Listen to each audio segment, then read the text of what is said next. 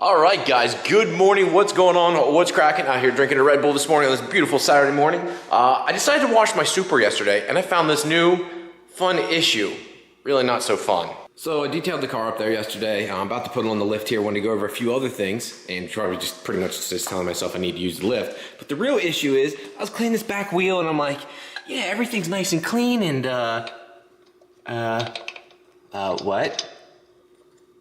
That one's loose. That one's loose, but this one's like off. I always torque my lugs now. I'm like, what the fuck? What the fuck?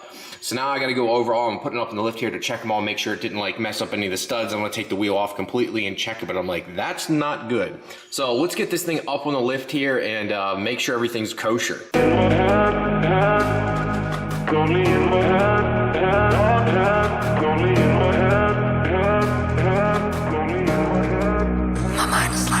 I know it's only in my head sometimes when you say to me that I'm not good enough.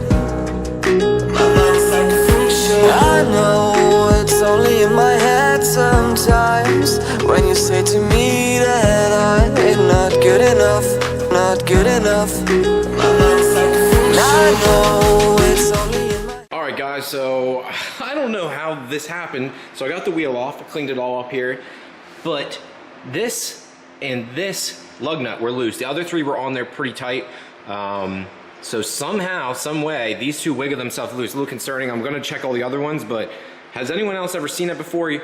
Makes me wanna go recheck and retorque everything. I'm gonna go check my drive shaft and everything else now, because it's like, all right, what else has come loose? You know, I've heard about people saying once you start making some good power, you know, things are going to start to come loose. You're putting more shock load on everything. So it's making me realize that I need to really check over the car. So I'm going to put this wheel back on. Another thing I do need to get is I have hub-centric rings on everything. And I don't know how, some way, I did lose the hub-centric ring for this side. So is it necessary? No. But will it make the car drive better? Absolutely. So that's another thing I need to get an order. They just literally sit over here. The other ones, I have metal hub-centric rings. You can use plastic, it doesn't matter. I prefer the metal one just because they don't obviously deteriorate or crack over time. I don't even know what shirt size I need. I forget how I order them. I'll have to look that up, or if anyone else knows what hub-centric rings I need, I guess the easiest way to measure is the actual hub there with a caliper, and then measure the distance here, and then do the math in between. So I guess it isn't that hard, but if anyone knows the exact specs, let me know.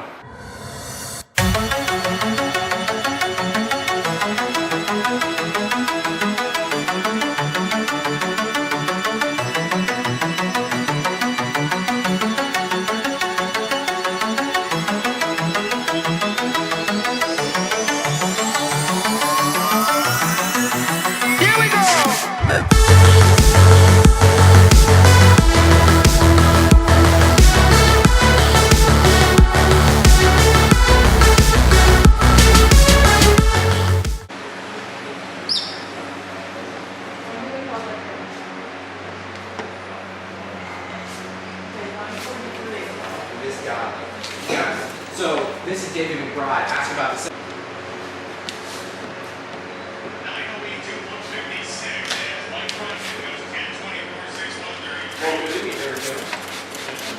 All right, guys. So John is going to go ahead and start wrapping Cat's headlights here. Now, what is the film you're using? I know it's Suntech, but is there a certain name for it? This is PPF Ultra.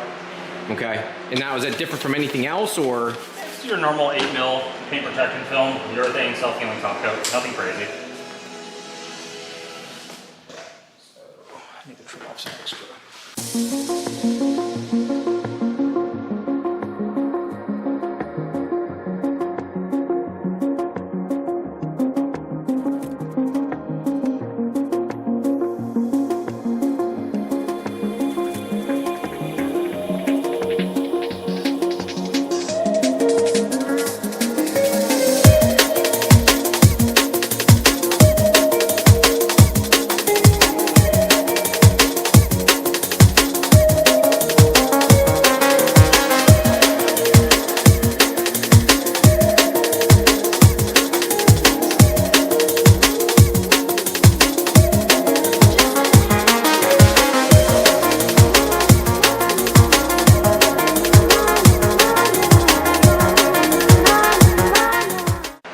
mention too, John did a fantastic job on this light. I mean, you can't even tell where it ends at. And he's like, you can't lip it over too much because that's where it peels. So it has to like end on a flat surface. So I just can't tell. Now, he says it'll have a haziness to it. Me, personally, I don't see this haziness. Maybe if it was out in the sunlight, but I don't see this haziness he's speaking of.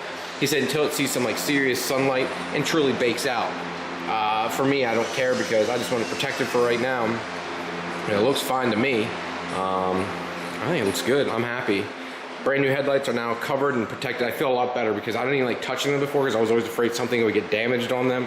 So this makes me feel a lot better. This will keep them from, one, hazing, number two, getting damaged. So if anything flies up, it'll actually hit that now. That stuff's supposed to be pretty thick.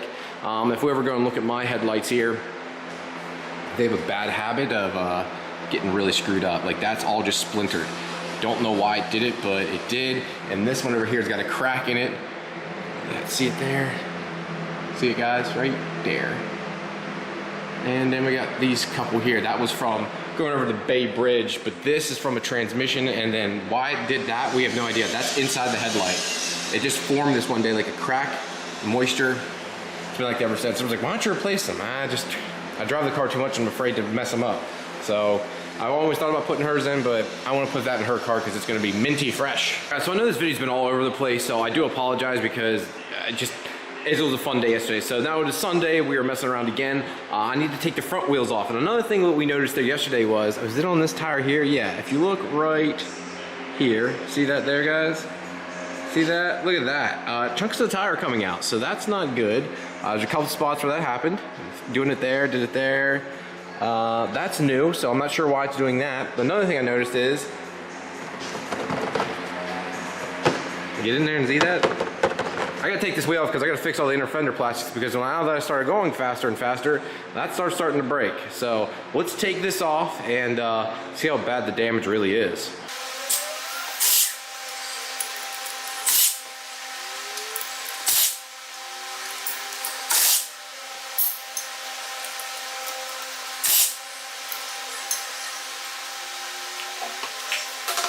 Well, guys, you can see here, this thing is toe up from the flow up. Yeah, all that broke out. All these snapped. If you can see there, this is all snapped out now, so definitely gonna have to replace this piece, this top one. I might have to replace some of the actual plastic pieces up inside the body here, just so it doesn't damage anything. Lovely, that's fun. So, well, I guess it's not too terrible, but everything else looks okay. When I took these studs off too, or took the lug bolts off, they seemed okay. So I guess it was just like a one-time thing, and there's back two, and I'm not sure why only two of them came loose like that. It's concerning, but I'm gonna have to keep an eye on it.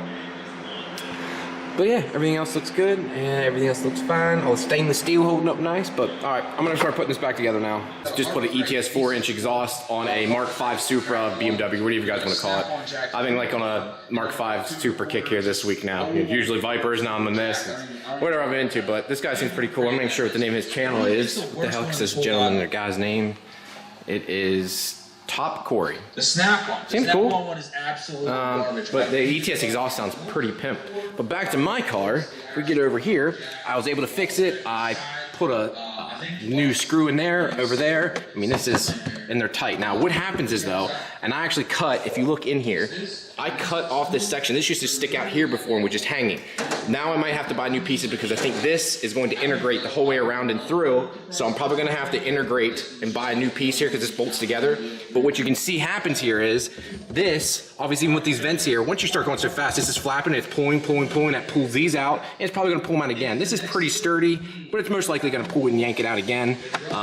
So once you integrate all that, I think it'll be okay. Over here though, I almost have to put a metal tab here and then drill into this plastic to try and keep this as taut and tight as possible, because it's no matter what, even if I put the metal under tray, I'll hold this side and be good, but this will still, the bumper's still gonna pull and separate from here because it'll rip the plastic tabs out, unless, once we, I guess if we integrate that panel, it'll keep the bumper tight here too. So yeah, I mean, maybe they will work. So I guess we'll find out once he sends that over to me, guys. I'll link him down below here. He's the one that creates these splash shields already, and he's gonna integrate an entire new metal pan system. So I'll send that and post that down below for y'all. A 700 horsepower car that's now watching some Real Street.